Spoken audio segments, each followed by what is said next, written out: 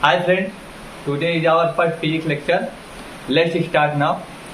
तो मैं आप लोगों को फिजिक्स में जो शुरुआत में बताना है, firstly we are discussing about the what is the science. Science के बारे में हम लोग डिस्कस करेंगे। तो जब मैं साइंस के बारे में बात करूंगा, डिस्कस अबाउट द साइंस, तो साइंस में मैं इसके 3 ब्रांचेज निकालूंगा। 3 ब्रांचेज, तो कौन कौन से इसके ब्रांचेज हैं उसकी बात मैं करता हूँ।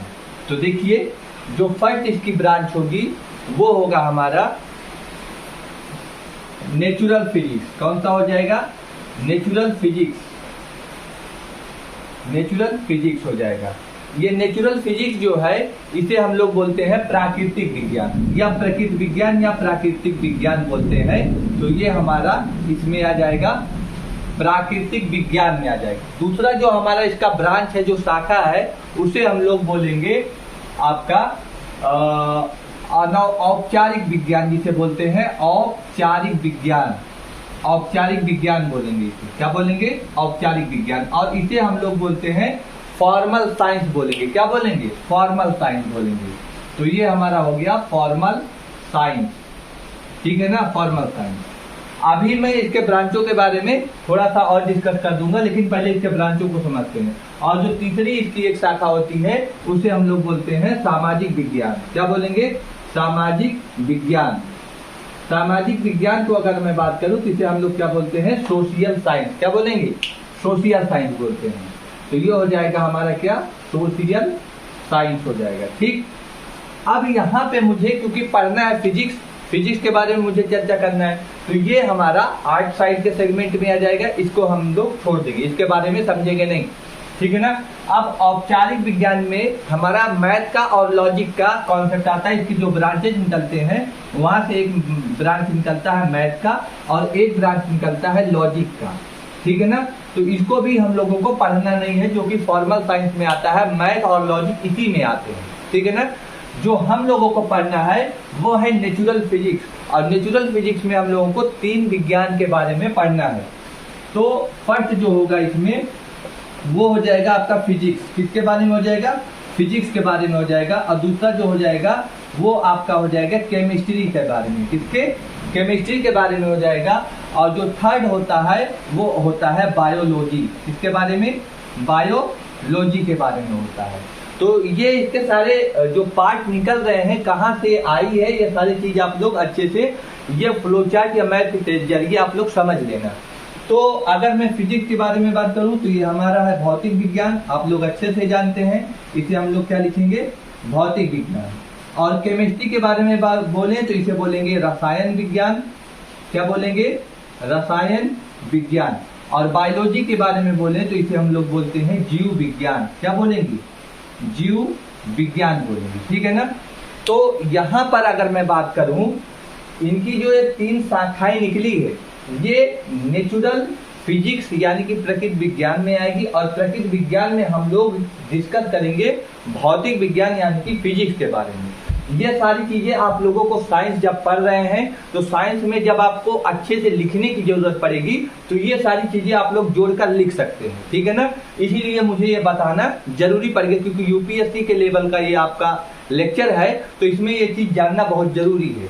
अब अगर मैं बात करूं कि भौतिक विज्ञान को अगर मैं देखूं तो भौतिक विज्ञान प्रकृति विज्ञान से होते हुए ये साइंस पर पहुंचा हुआ है, ठीक है ना। तो अब मैं यहाँ पे फिर से इसे इरेज करके और फिर मैं अपने साइंस पर फिर से एक बार आता हूँ और फिर साइंस से मैं इसे चेक करता हूँ। तो आप लोग तब तक इसको नोट करिए, फिर आप लोग यहाँ पे मैं इसको बताता हूँ। तो ठीक है, नोट करें जल्दी। साइंस के बारे में हम लोगों को डिस्कशन करना है, ठीक है ना। तो चलिए अब साइंस पर फिर से आते हैं हम लोग। तो जो हमारा होगा साइंस, साइंस आखिर है क्या, इसके बारे में समझते हैं। तो साइंस जो वर्ड है, ये साइंस वर्ड निकला है हमारा कहाँ से? साइंसिया से निकला है। कहाँ से? साइंसिया से निकला है। साइंसिया से निकलने के मतलब है कि इसका कोई ये वर्ड है, ये जो वर्ड है साइंसिया, ये हमारे यहाँ का वर्ड नहीं है, ये कहीं का अदर लैंग्वेज है। तो ये लैंग्वेज कहाँ का था? तो ये हमारा ग्रीक लैंग्वेज था। कहाँ का था? ग्रीक लैंग्वेज था, यानी कि ग्रीक भाषा है। ये क्या है? ग्रीक भाषा है। तो ये ग्रीक भाषा में इसका अर्थ क्या होता है? ग्रीक तो हो गया साइंसिया, साइंसिया में साइंस हो गया, लेकिन ये बताता क्या है इसका मीनिंग। तो जब हम यहाँ पे इसके मीनिंग की चर्चा करते हैं, what is meaning of scientia, तो क्या होगा इसका? तो यहाँ पे होगा साइंसिया का मतलब होगा टू नो। क्या होगा? To know. इसका क्या मतलब है? टू नो का मतलब होता है जानना। क्या होगा? To no. टू नो का मतलब क्या होता है? जानना। अब हमारे पास ये समस्या आ गई कि हम क्या जाने, क्या जानना है, किसके बारे में जानना है हमको? तो मुझे जानना है फिजिक्स के बारे में। किसके बारे में? फिजिक्स के बारे में। अब फिजिक्स में मुझे किस किस चीजों का अध्ययन करना है, ये भी एक बड़ी समस्या है कि फिजिक्स के बारे में तो जानना है, लेकिन फिजिक्स के वो कौन कौन से दायरे हैं, कौन कौन से उसके क्षेत्र हैं जिसको मुझे कवर करना है फिजिक्स में। तो वो क्षेत्र है, हमको मैटर के बारे में समझना है कि कौन कौन से मैटर है, मैटर यानी कि द्रव्य। हमको पदार्थों के बारे में भी समझना है, पदार्थों का अध्ययन करना है। और हमको जो है नए नए जो खोज हो रहे हैं, वो खोज भी किसमें आएगा? खोज रिसर्च का जो काम आएगा वो भी हमारा फिजिक्स में ही आएगा। तो खोज के बारे में भी हमको समझना है। और फिर आगे हम जाएंगे तो इसी में आ जाएगा आपका पदार्थ हो गया, मैटर हो गया, खोज हो गया, और जो आपके छोटे छोटे इन्वेंशन या कण होते हैं, कणों के बारे में भी, तो उन कणों के भी बारे में हमको अध्ययन करना जो होगा। वो पार्टिकल्स होते हैं, पार्टिकल्स के बारे में भी अध्ययन करना होगा। बहुत सारी ऐसी अभिक्रियाएं हैं जो आपस में रिएक्ट करती हैं, वो पदार्थ के, उसमें भी हम लोग फिजिक्स में आएंगे। तो यहाँ पे अंतर क्रियाओं का अध्ययन करना, जिसे हम लोग बोलेंगे अंतः क्रियाओं का अध्ययन करना, ये सारे के सारे अध्ययन के क्षेत्र हैं। अब इसमें वैज्ञानिक लोग क्या करते हैं? रिसर्च करते हैं पदार्थों के बारे में, द्रव्यों के बारे में, और अंतर क्रियाओं के, ये कि पदार्थ और द्रव्य एक दूसरे से कैसे अंतर क्रिया करके कुछ और चीज बनाते हैं। तो ये सारे के सारे आपके रिलेशन हैं जो फिजिक्स में आएंगे। ठीक है ना? तो हमने आपको क्या बताया कि जो साइंस शब्द है वो कहां से निकला है? साइंसिया से निकला है। कहां से निकला है? साइंसिया से निकला है। अब साइंसिया जो है ये हमारा क्या है? ये हमारा है ग्रीक भाषा। ग्रीक भाषा यानी कि ग्रीक लैंग्वेज है। ग्रीक लैंग्वेज है तो इसका अर्थ क्या होगा? इसका जो अर्थ होगा वो है टू नो, जानना। किस चीज के बारे में जानना? फिजिक्स के ऐसे क्षेत्र जो हमें द्रव्य के बारे में बताएं, जो हमें पदार्थों के बारे में बताएं, जो हमें नए नए खोज हो रहे हैं, उन खोजों से बारे में बताएं कि कैसे कैसे खोज हो रहे हैं, और कणों के भी बारे में बताएं, और इनके मध्य आपस में जो अंतः क्रियाएं हो रही हैं, उन अंतः क्रियाओं के भी बारे में हमको ये बताएं।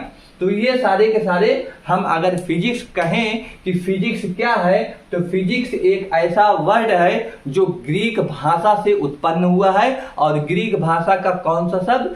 साइंसिया शब्द से उत्पन्न हुआ है। ठीक है ना? आगे जब इसी में चलेंगे तो इसका मीनिंग क्या है? तो इसका मीनिंग है टू नो, और ये फिजिक्स के इन क्षेत्रों को समझता है। ठीक है ना? तो चलिए अब ये चीज है, आप लोग इसको नोट करिए, फिर हम लोग आगे फिर से बताते हैं। नोट करिए जल्दी से। चलिए, साइंस के बारे में डिस्कस हुआ ना। अब साइंस के वो नेचुरल फिजिक्स के बारे में हम लोग अच्छे से चर्चा करते हैं। तो साइंस का मैंने आपको जो ब्रांच बताया था, उसका जो पहला ब्रांच था जिसको हमें अध्ययन करना था, जिसके बारे में हमको स्टडी करना था, वो कौन सा था? नेचुरल फिजिक्स था। तो अब हम लोग अगले स्टेप पे बढ़ते हैं, नेचुरल फिजिक्स के बारे में समझते हैं। नेचुरल फिजिक्स के बारे में, नेचुरल फिजिक्स यानी कि क्या? प्रकृति विज्ञान। प्रकृति विज्ञान क्या बोलेंगे? प्रकृति विज्ञान। अब इसके हमने कितने दायरे खींचे थे, कितने भागों में इसको बांटा था? 3 भागों में। पहला था हमारा क्या? फिजिक्स। क्या था? फिजिक्स था। दूसरा हमारा क्या था? केमिस्ट्री था। क्या था? केमिस्ट्री। और तीसरा जो इसका भाग है वो हमारा क्या था? बायोलॉजी। क्या था? बायोलॉजी था। ठीक है ना? अब यहाँ पे मुझे किसके बारे में बात करना है? फिजिक्स के बारे में बात करना है। तो फिजिक्स में जब हम बात करेंगे तो फिजिक्स यानी कि भौतिकी विज्ञान। क्या होगा? भौतिकी विज्ञान। भौतिकी विज्ञान। तो अब मुझे फिजिक्स की जो ओरिजिन है ये कहाँ से हुई इसके बारे में समझना है। तो जो फिजिक्स है इसकी ओरिजिन जो हुआ है, ओरिजिन यानी कि उत्पत्ति, क्या उत्पत्ति कहां से हुआ है? तो ये फ्यूसिस एक वर्ड है, फ्यूसिस ये भी ग्रीक लैंग्वेज है, तो वहां से ही हुआ है, इसको बोलते हैं फ्यूसिस। कहीं कहीं पे आपको ये वर्ड मिल जाएगा फ्यूसिस और कहीं कहीं पर ये नहीं मिला तो ऐसे मिलेगा फ्यूसिस, तो दोनों में से कोई एक वर्ड आपको मिल जाएगा।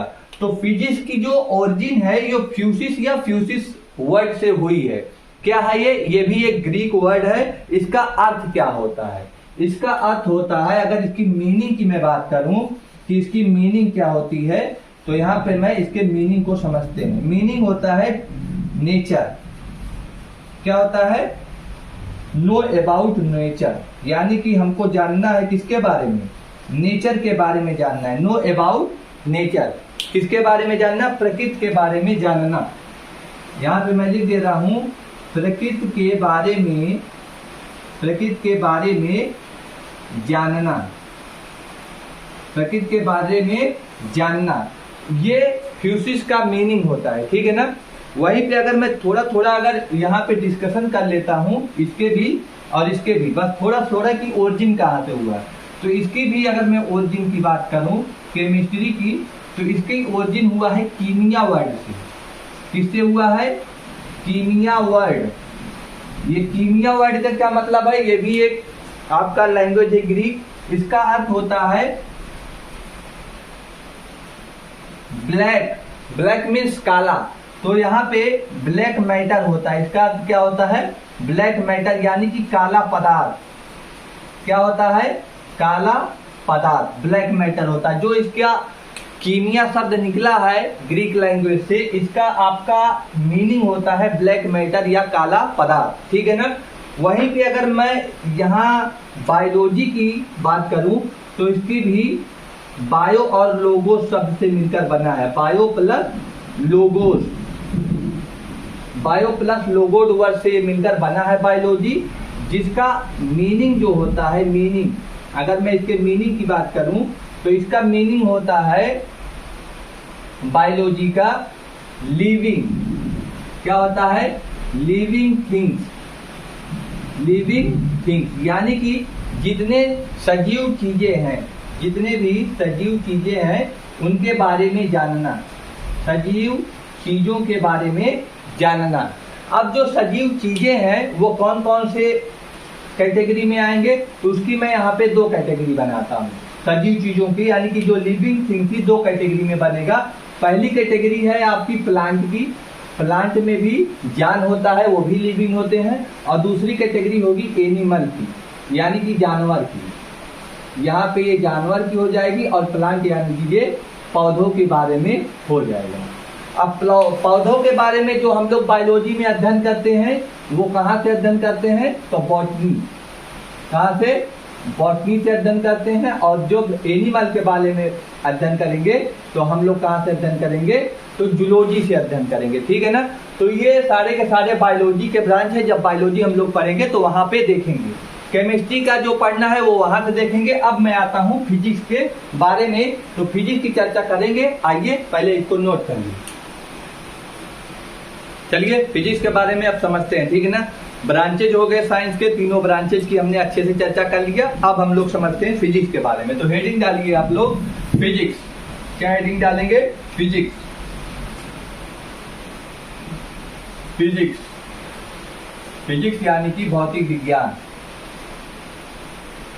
भौतिक विज्ञान। देखिए भौतिक विज्ञान में अगर मैं बात करूं तो यहाँ पे मुझे इसके दो रूप दिखेंगे। क्या क्या? पहला इसका जो कैटेगरी होगा वो कैटेगरी होगा आपका क्लासिकल फिजिक्स। किसके बारे में होगा? क्लासिकल फिजिक्स, क्लासिकल फिजिक्स के बारे में होगा। ठीक है ना। और दूसरा जो होगा उसे हम लोग बोलेंगे मॉडर्न फिजिक्स। कौन सा? Modern physics, modern physics. अब क्लासिकल फिजिक्स की अगर मैं बात करूं तो क्लासिकल फिजिक्स को हम लोग कहते हैं परंपरागत, परंपरागत विज्ञान। क्या बोलेंगे? परंपरागत विज्ञान। और वहीं पे अगर मुझे मॉडर्न फिजिक्स के बारे में बोलना है तो इसका मतलब होगा आधुनिक विज्ञान। क्या होगा? आधुनिक विज्ञान होगा। ठीक। अब यहाँ पे इसके एक और नाम है, कभी कभी वो भी नाम आपसे पूछ लेगा, तो हिंदी वाले बच्चे भी लिख लीजिए। इसका एक और नाम है जिसे बोलते हैं चिरसम्मत फिजिक्स। क्या बोलेंगे? चिरसम्मत विज्ञान। चिरसम्मत विज्ञान। तो इसका अंग्रेजी क्या होगा? इसका अंग्रेजी होगा आपका एंशिएंट फिजिक्स। क्या होगा? एंशिएंट फिजिक्स होगा। एंशिएंट फिजिक्स, या फिर इसे आप प्राचीन विज्ञान भी लिख सकते हैं हिंदी में, चिरसम्मत विज्ञान, या फिर इसे आप लोग क्या लिख सकते हैं? प्राचीन विज्ञान लिख सकते हैं। प्राचीन विज्ञान। ठीक है ना? प्राचीन विज्ञान। और ये हो गया आपका आधुनिक विज्ञान। तो हमारा जो भौतिक विज्ञान है यानी फिजिक्स जो है वो दो एस्पेक्ट में यहाँ पे डिवाइड हुआ है, दो भागों में यहाँ पे बटा है। अब ये वाला जो भाग है और ये क्या कहता है, इसकी विचारधारा क्या है, इसकी आइडियोलॉजी क्या है, और ये वाला जो है इसकी आइडियोलॉजी क्या है, इसके बारे में हमको डिस्कस करना है। तब कहीं जाके हमको फिजिक्स के बारे में थोड़ा सा समझ अच्छे से क्रिएट हो पाएगा। तो जो परंपरागत विज्ञान है इसके जनक की अगर मैं बात करूं कि जनक कौन है, और अगर इसके जनक की मैं बात करूं कि इसके जनक कौन है, यानी कि इन्वेंटर की अगर मैं बात करूं कौन है यहाँ पे, तो यहाँ पे हो जाएंगे न्यूटन। कौन हो जाएंगे? न्यूटन हो जाएंगे। और यहाँ पे अगर मैं बात करूं तो यहाँ पे कौन हो जाएंगे? आइंस्टाइन। कौन हो जाएंगे? आइंस्टीन हो जाएंगे। कौन होगा? न्यूटन। किसके जनक हैं? न्यूटन। और यहाँ पे कौन हो जाएगा? आइंस्टीन। आइंस्टीन। ठीक है ना? सर आइजैक न्यूटन और यहाँ पे आपका आइंस्टीन हो जाएंगे। तो क्या बताए थे ये न्यूटन साहब और क्या बताए थे आइंस्टीन, इसके बारे में हम लोग थोड़ा सा समझते हैं। जो न्यूटन थे वो बताए थे आपको मैटर के बारे में। किसके बारे में बताए थे? मैटर के बारे में चर्चा किए थे। मैटर यानी कि द्रव्य के बारे में इन्होंने चर्चा किया था। और जो आइंस्टीन थे वो बताए थे एनर्जी के बारे में। किसके बारे में बताए थे? एनर्जी यानी कि ऊर्जा के बारे में बताए थे। अब दोनों में यही बात है कि जो पुरानी विचारधारा थी, जो पहले का जो विज्ञान था, वो एनर्जी के बारे में अज्ञात था, यानी कि उसे जानकारी नहीं थी, और उसे सिर्फ और सिर्फ मैटर में क्या हो रहा है, यानी कि इस पूरे ब्रह्मांड में जो मैटर हैं, जो पदार्थ हैं, उन्हीं पदार्थों पर लेकर रिसर्च हो रहे थे। एनर्जी के बारे में कोई किसी वैज्ञानिक का ध्यान गया ही नहीं, और उन्होंने ध्यान लगाया भी नहीं, क्योंकि वो एनर्जी को बेस्टलेस समझते थे और वहाँ पे उनका ध्यान भी नहीं गया। तो अपना पूरा का पूरा फोकस किस पे किए? मैटर किए।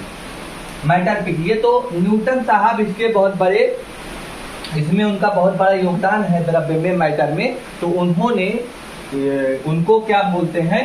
क्लासिकल फिजिक्स का फादर बोल सकते हैं। फादर माना जाता है किसको? न्यूटन को। तो अब मुझे क्लासिकल फिजिक्स में क्या क्या पढ़ना है, यूपीएससी के दायरे से क्या क्या जानेंगे यूपीएससी में, तो इसका एक सबसे बड़ा सेगमेंट यही है कि सबसे ज्यादा अगर यूपीएससी में कुछ पूछा जाता है तो वो क्लासिकल फिजिक्स का, अगर मैं बोलूं कि 100% पोर्शन है, तो उस 100% में से आपका 88% पोर्शन आपका कहाँ से आएगा? क्लासिकल फिजिक्स से आएगा। बाकी जो आपका 12% बचा हुआ है, वो 12% में आपका क्या आ जाएगा? मॉडर्न फिजिक्स आ जाएगा। लेकिन समझ लेना कि जो सिलेबस है मॉडर्न फिजिक्स का, जो हम लोगों को पढ़ना है, वो कम है, और क्लासिकल फिजिक्स का जो सिलेबस है वो बहुत ज़्यादा है। लेकिन पूछा जा रहा है, इस बार पैटर्न जो चेंज हुआ है, मॉडर्न फिजिक्स से क्वेश्चन ज़्यादा पूछ ले रहा है। ठीक है ना? तो इस 12% का कम पढ़ के ज़्यादा क्वेश्चन अचीव यहीं से होगा। ठीक है ना? और यहाँ पे सिलेबस बहुत ज़्यादा हम लोगों को पढ़ना है। तो चलिए हम लोग दोनों को समझेंगे कि इसके दायरे में कौन कौन सा पाठ्यक्रम आता है और इसके दायरे में कौन कौन सा पाठ्यक्रम आता है। अब उन पाठ्यक्रमों की हम चर्चा करते हैं। नोट करिए आप लोग। चलिए शुरू करते हैं ना। अब यहाँ पे हम लोग अपने टॉपिक के बारे में समझते हैं कि जो हमारा क्लासिकल फिजिक्स था, कौन सा था?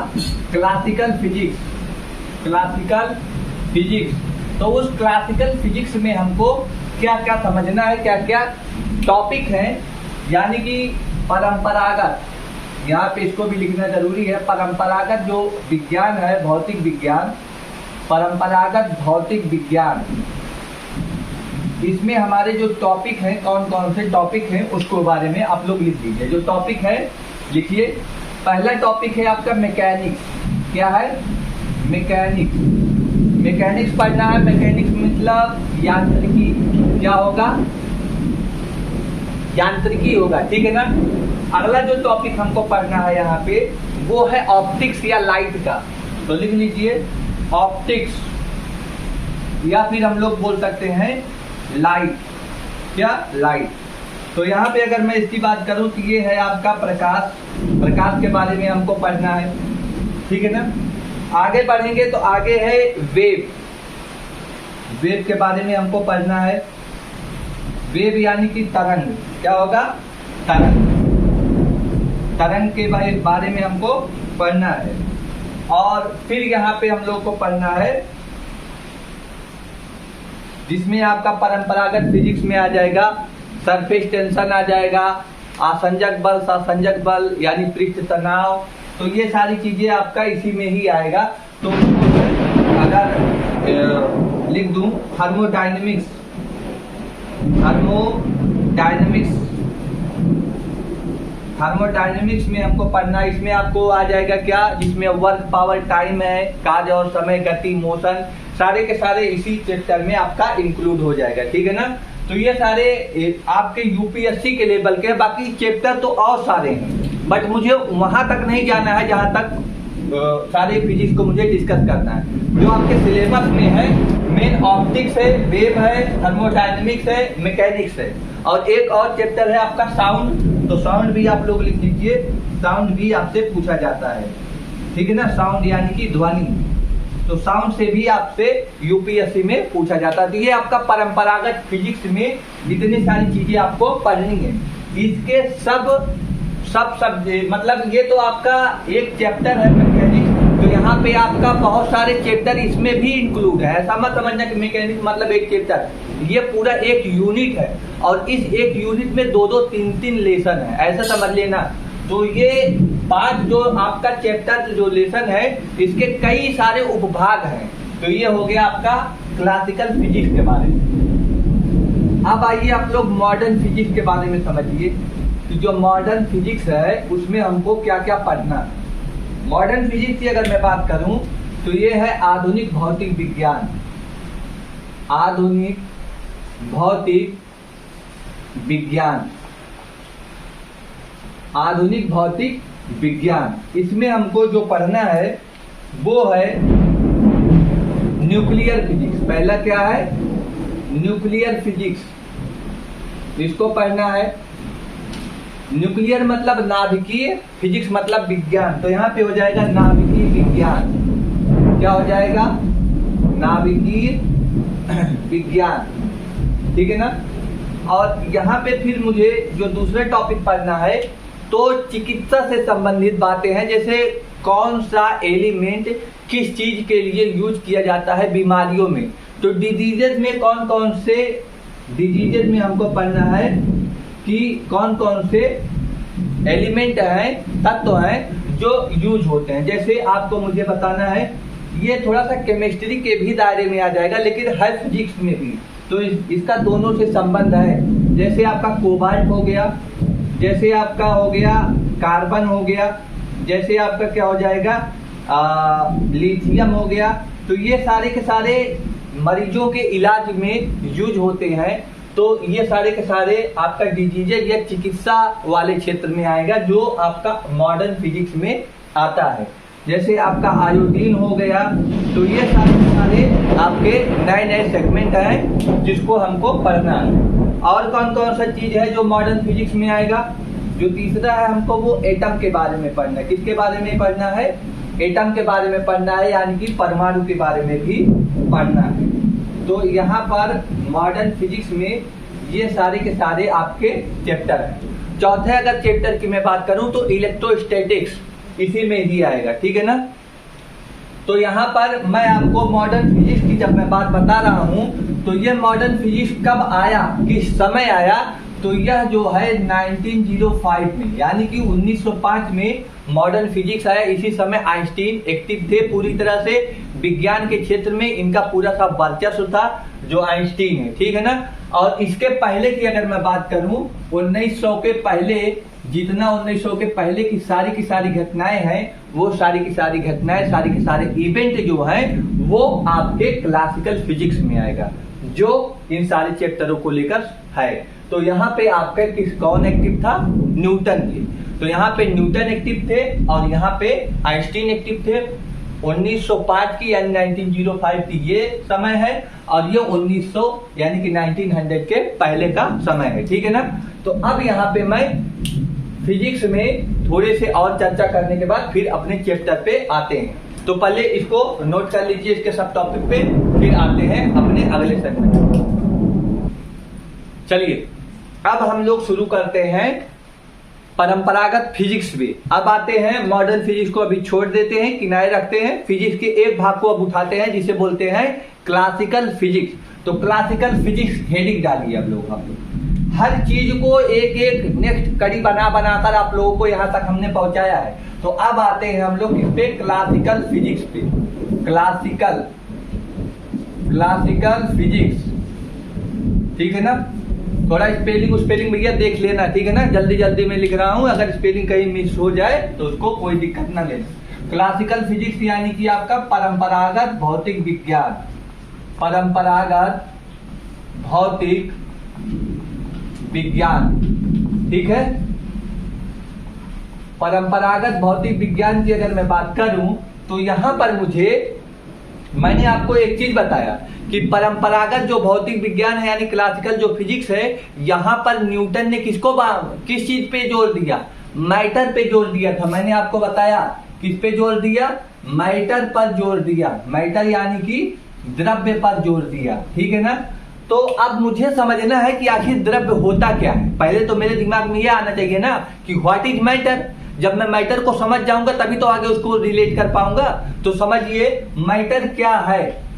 मैटर, तो मैटर के बारे में आप लोग बस 3 पॉइंट याद रखना, पूरा मैटर क्लियर हो जाएगा। पहला यह है कि जो मैटर या द्रव्य होता है वो स्थान घेरती है। क्या करती है, स्थान जो है वो घेरती है, स्थान घेरती है, ठीक है ना। दूसरी बात यह है कि ये दिखाई देती है। क्या करती है, दिखाई देती है, यानी कि दृश्य होती है। यह जो है दृश्य होती है, दृश्य का मतलब दिखाई देती है, दृश्य होती है। और की तीसरी बात है कि जो भी स्थान घेरेगा या जो भी दिखाई देगा वो क्या करेगा, उसमें कुछ ना कुछ क्या होगा, भार होगा। तो उसका कुछ ना कुछ भार होगा, यानी कि इसमें कोई ना कोई भार होता है, ठीक है ना। उसमें कोई ना कोई क्या होगा, भार होगा। तो ये 3 चीज की अगर मैं बात करूं, मैटर क्या है, द्रव्य क्या है, तो जो स्थान घेरता है, जिसमें भार होता है और जो दिखाई देता है, वो सारे के सारे क्या कहलाएंगे, मैटर कहलाएंगे, ठीक है ना। अब भार का मतलब जिसमें क्या हो, जिसमें वेट हो,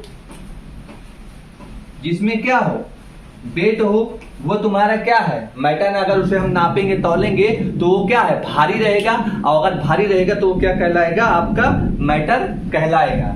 अब तीसरी बात है कि यह दृश्य होनी चाहिए, यानी कि यह क्या होनी चाहिए, विजिबल होनी चाहिए, यानी कि हमें आंखों से ये दिखाई देनी चाहिए। जब आंखों से दिखाई देगी तो भी हम समझेंगे कि ये क्या है, मैटर है। तो मैटर में हमको मार्कर दिखाई दे रही है तो हम क्या समझेंगे कि ये सारे के सारे इसमें कोई ना कोई वेट है। अगर इसको हम देखेंगे तो हाँ कुछ ना कुछ इसका वेट लग रहा है और ये आंखों से मुझे दिखाई दे रहा है, तो ये हमारा क्या हो जाएगा, मैटर हो जाएगा। और ये बताइए कि ये मार्कर जो है क्या ये स्थान घेर रहा है, कुछ ना कुछ तो स्थान घेरेगा। अगर मैं इसको इस पर रख रहा हूं तो जरूरी है कि कोई ना कोई यह स्थान घेर रहा है, तो स्थान भी घेरेगा, यानी कि कवर करेगा, कोई ना कोई प्लेस को कवर करेगा।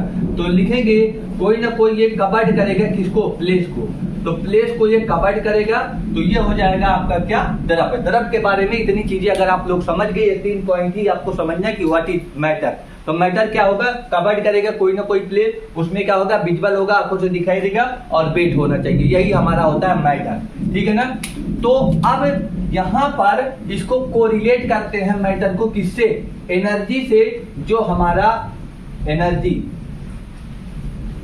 से मैं ANERGY, अगर मैं एनर्जी से इसको रिलेट करूंगा ऊर्जा से, ऊर्जा के बारे में कौन बताया था, मॉडर्न फिजिक्स में आइंस्टीन ने बताया था।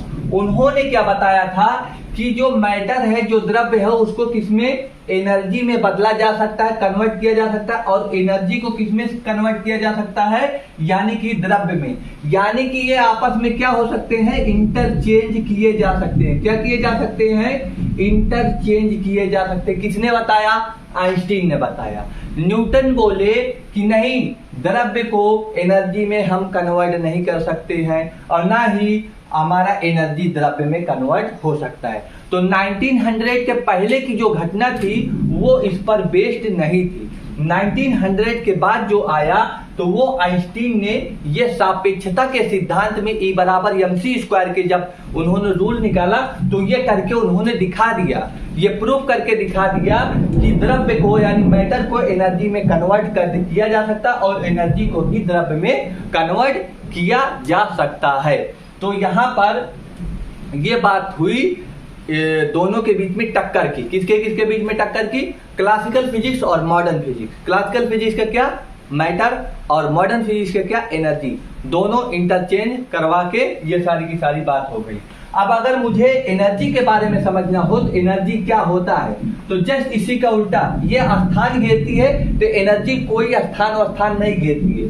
तो जो स्थान नहीं घेरे वो आपका क्या है, ऊर्जा है। जो आंखों से दिखाई नहीं देती है वो क्या है, ऊर्जा है। आंखों से नहीं दिखाई देगी, कोई भी ऊर्जा आंखों से दिखाई नहीं देती है। और जिसका कोई भी वेट नहीं होगा, कोई भी भार नहीं होगा, वो क्या है, ऊर्जा है। यानी कि ऊर्जा वेटलेस होता है, ऊर्जा विजिबल नहीं होता है और कोई ना कोई भी स्थानीय कवर नहीं करती है।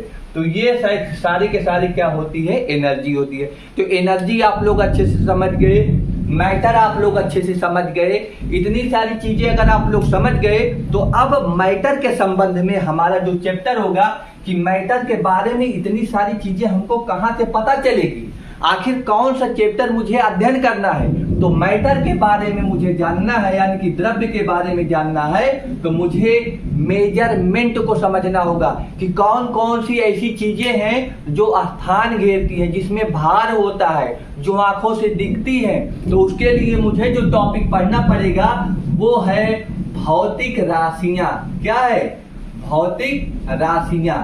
और इसे हम लोग बोलेंगे क्या, फिजिकल क्वांटिटीज। क्या बोलेंगे, फिजिकल क्वांटिटीज, फिजिकल क्वांटिटीज।